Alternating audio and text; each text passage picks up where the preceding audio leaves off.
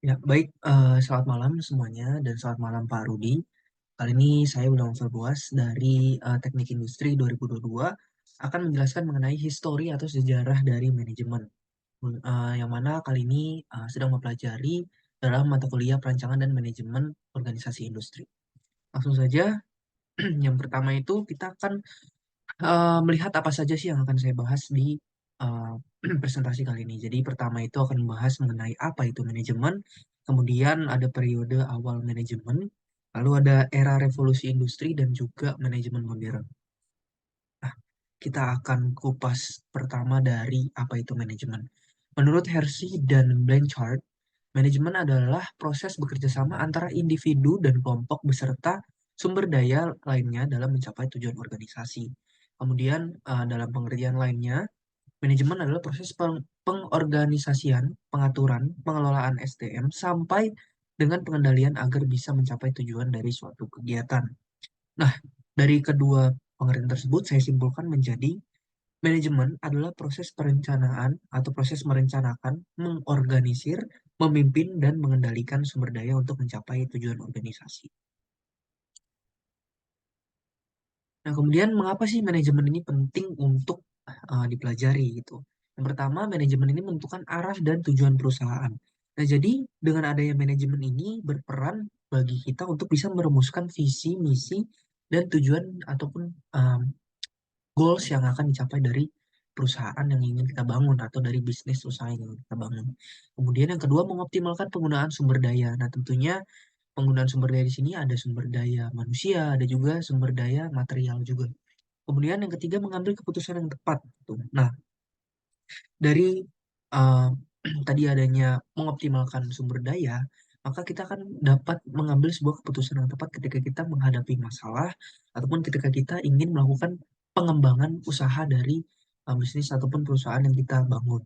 Kemudian meningkatkan efisiensi dan produktivitas. Nah, di sini manajemen yang baik itu akan selalu mencari cara bagaimana eh, caranya mengelola para pekerja, kemudian mengurangi biaya, baik itu biaya produksi, dan meningkatkan kualitas produk ataupun jasa.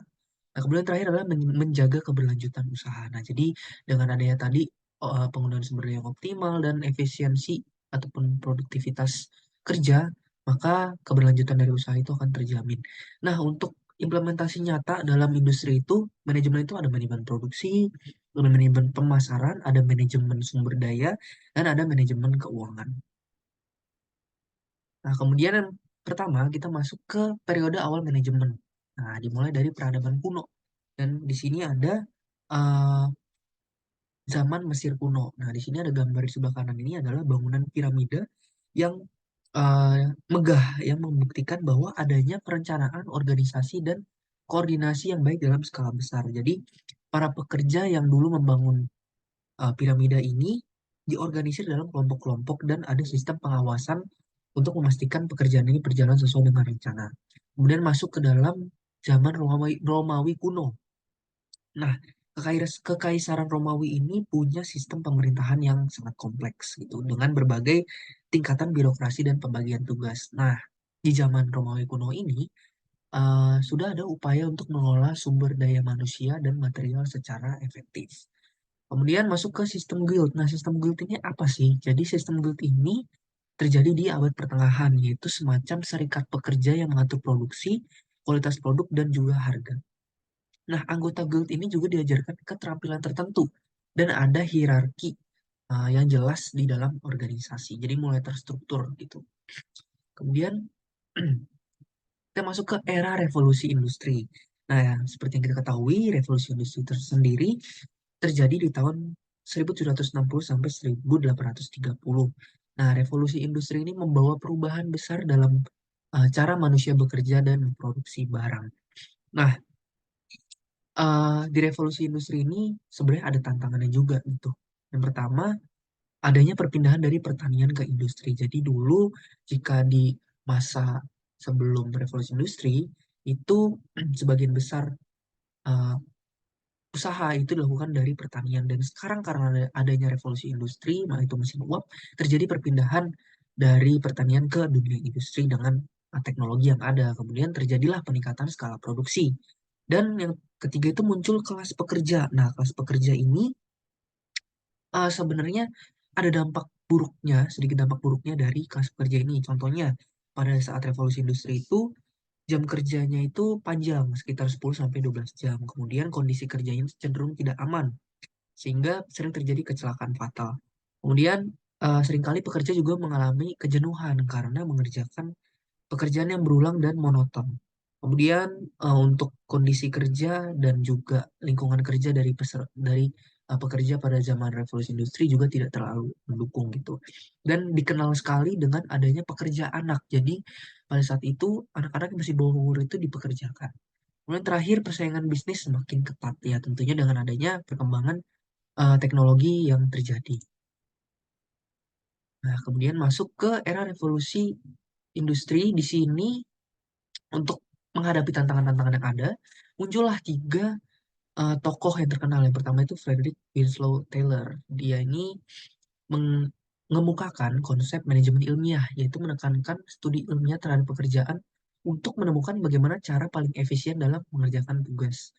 Nah, kemudian fokusnya di sini adalah meningkatkan produktivitas individu dengan spesialisasi dan insentif. Jadi, pekerja itu lebih dikhususkan kerjanya gitu, mengerjakan suatu bidang tertentu dan diberikan insentif atau upah tambahan. Kemudian yang kedua ada uh, Henry Fayol. Henry Fayol ini menerapkan atau mengungkapkan teori klasik, yaitu mengidentifikasi 5 fungsi utama manajemen. Pertama dimulai dari planning, organizing, commanding, coordinating, kemudian controlling, dan terakhir adalah controlling gitu. Nah, kemudian teori klasik ini juga menekankan pada struktur organisasi yang rasional dan juga hierarki. Kemudian terakhir ada Elton Mayo. Nah, di sini dia mengemukakan teori hubungan manusia, yaitu dia melakukan suatu eksperimen namanya Hawthorne eksperimen yang dilakukan pada tahun 1920 sampai 1930-an. Nah, eksperimen ini bertujuan untuk mengidentifikasi faktor-faktor fisik yang mempengaruhi produktivitas pekerja. Contohnya kayak pencahayaan, suhu, dan waktu istirahat. Nah, hasil eksperimen ini menyatakan bahwa pekerja itu akan meningkatkan produktivitasnya ketika ia merasa diperhatikan dan dihargai gitu. Nah, jadi si Elton Mayo ini menyimpulkan bahwa perhatian terhadap kebutuhan sosial dan psikologis pekerja itu dapat meningkatkan produktivitas dari pekerja. Kemudian kita masuk ke era manajemen modern. Nah, manajemen modern ini menekankan fleksibilitas, inovasi, dan kemampuan beradaptasi dengan perubahan. Nah, seperti yang kita ketahui, sekarang itu revolusi industri sudah masuk ke 5 5.0 gitu, tapi kita masih berjuang di 4.0. Nah, sebenarnya apa sih ciri-ciri manajemen modern? Pertama ini fokus pada inovasi dan manusia. Nah, jadi tentunya karena kita terus mengalami perkembangan baik teknologi dan perkembangan sumber daya manusianya, jadi inovasi ini sangat dibutuhkan gitu. Adanya penemuan eh, pengetahuan-pengetahuan dan inovasi-inovasi baru itu sangat diperlukan. Dan di sini fokus pada manusia. Kenapa? Karena manajemen modern ini mengakui bahwa manusia ini merupakan sumber daya atau aset yang paling berharga gitu. Karena ya hanya manusia yang bisa melakukan inovasi melalui ide-idenya. Kemudian berorientasi pada customer. Artinya apa? Artinya adalah kepuasan dari pelanggan ini adalah hal ataupun prioritas yang utama. Kemudian yang terakhir itu ada pemanfaatan teknologi. Seperti yang saya ucapkan sebelumnya, saat ini perkembangan teknologi itu sangat masif dan sangat dibutuhkan untuk manajemen modern saat ini. Dan yang berikutnya, konsep manajemen modern. Pertama ini, manajemen berbasis pengetahuan. Nah, artinya itu apa? Jadi, pengetahuan selain manusia ya, pengetahuan ini jadi aset yang paling penting juga. Karena kita sekarang harus berbicara berdasarkan data. Jadi, tidak bisa berdasarkan spekulasi saja, tapi harus berbicara berdasarkan data.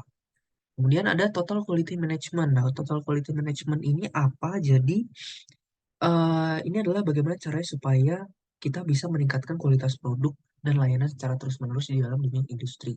Kemudian yang menarik juga di sini ada supply chain management. Jadi, ini adalah hal yang eh, familiar di dunia industri, yaitu bagaimana kita belajar manajemen eh, rantai pasok, yaitu adanya integrasi dari para supplier ataupun integrasi nanti ke distribusi produk kita seperti itu. Kemudian terakhir ada manajemen proyek, yaitu bagaimana kita bisa merencanakan, melaksanakan, dan mengendalikan proyek dengan baik. Nah, kemudian berikutnya ada nih tantangan tersendiri di manajemen modern saat ini. Pertama itu globalisasi. Nah, globalisasi ini menimbulkan cepatnya kemajuan ataupun cepatnya arus inovasi yang masuk. Jadi, jika kita sebagai sumber daya manusia tidak bisa beradaptasi dengan cepat, maka globalisasi akan menggerus kita, apalagi dengan adanya kehadiran AI ataupun IoT. Jika kita tidak bisa mengelola semuanya, maka kita sebagai manusia akan tertinggal oleh teknologi yang ada. Kemudian perubahan teknologi yang cepat ya ini juga benar tadi, termasuk ke dalam perkembangan-perkembangan teknologi yang ada dan standarisasi pelanggan yang berubah. Sekarang ini pelanggan semakin pintar. Artinya adalah ketika customer ini melihat bahwa suatu produk itu terus berkembang kualitasnya, maka standar minimum pelanggan terhadap suatu produk itu akan semakin meningkat. Artinya adalah produk ini harus terus diimprove, harus terus diperbarui supaya tetap mencapai standar ataupun keinginan dari customer. Seperti itu. Nah, kesimpulan yang dapat saya berikan adalah dari sejarah perkembangan manajemen, terlihat bahwa manajemen adalah disiplin ilmu yang sifatnya dinamis, artinya menyesuaikan dengan perkembangan zaman. Kemudian, manajemen juga mengajarkan bagaimana cara untuk mengelola segala sumber daya yang ada, yaitu sumber daya manusia dan sumber daya material yang ada. Dan tujuan pengelolaannya adalah untuk mencapai tujuan organisasi atau perusahaan dengan cara yang efektif, efisien, dan juga produktif. Seperti dengan uh, tujuan yang selalu kita ingin kita capai di dunia industri, yaitu efektif, efisien, dan juga produktif. Nah, berikut ini adalah daftar pustaka yang saya gunakan untuk menyusun bahan presentasi. Jadi, sekian presentasi saya mengenai History of Management. Semoga apa yang saya sampaikan dapat bermanfaat untuk kita semua. Terima kasih, Tuhan memberkati.